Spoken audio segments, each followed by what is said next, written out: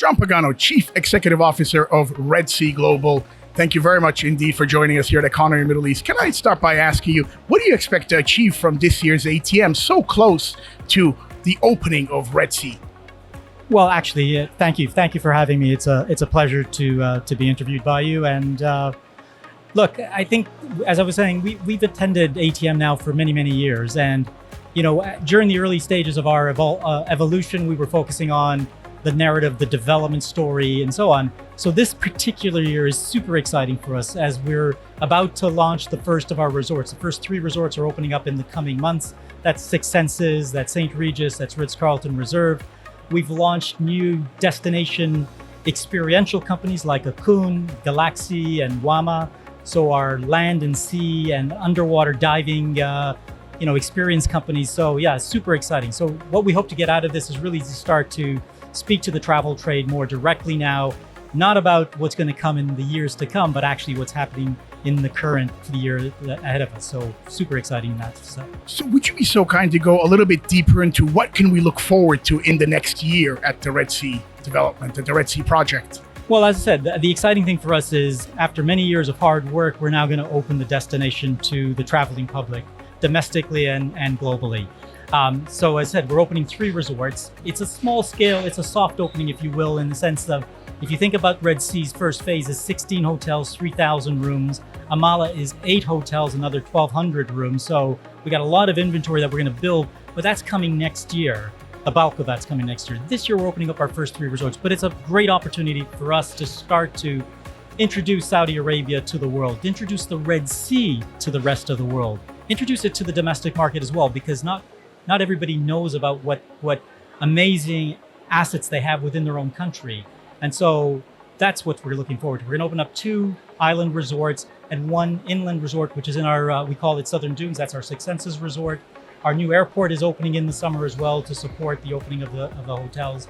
But it's really launching and delivering on the promises that we've made over the years. This is the biggest destination in the world that's going to be powered 100% by renewable energy. Those systems are now coming online. We have net zero mobility, so we have electric vehicles and buses and so on. So again, delivering on the promises that we've made. And I think that's going to resonate well with the traveling public. So from what I understand, sustainability and environmental friendliness is a key factor. Anything more you can share with us? What's the grand scheme of things? What other areas of sustainability are you working on? Well, I think I like to say actually sustainability is no longer enough. So we've moved away from pure sustainability and we talk about regenerative development. And by that we mean that actually we try to make the place better than when we found it. So we take extraordinary measures. We're going to plant 50 million mangroves over the coming years. In fact, by this year, we'll have 1 million. Now, mangroves, you may think of, what's a mangrove?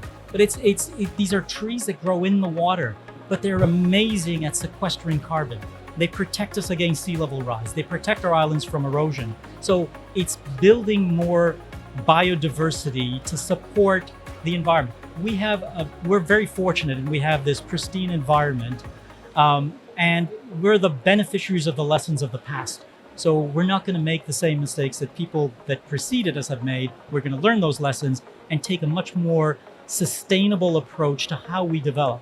Development and the environment can happily coexist if it's done responsibly, and that's what we're aiming to do. And how do you see the growth and innovation in the global travel and hospitality market? What is your view? Where is the world going to? Well, look, I think the world the whole travel industry is changing, needs to change. It needs to be more sustainable. I mean, it is, it contributes something like 18% of greenhouse gases across the entire industry. So I think as an industry, we need to do better. I think we need to eliminate single-use plastics, which hopefully most people are now doing. But it's taking those extra steps, conserving water, managing energy, using renewables as we are, and we're trying to be a beacon of hope, a beacon for to lead other developers to follow our lead, and we're doing it by setting an example, and we hope that others are going to follow us. As I said, we're building the biggest tourism destination in the world, 100% renewable energy, the biggest battery storage system in the world. Think about that. Red Sea Project is building the biggest battery storage system in the world. The technology exists. What's been lacking to date is the will, and we're demonstrating that it can be done and that the travelers will come to appreciate the fact that they can travel almost guilt-free when they come to visit the Red Sea. Well, it seems 2023 is going to be a massive year for you. We wish you all the best. John Pagano, Chief Executive Officer of Red Sea Global, thank you very much indeed for joining us here at Economy Middle East.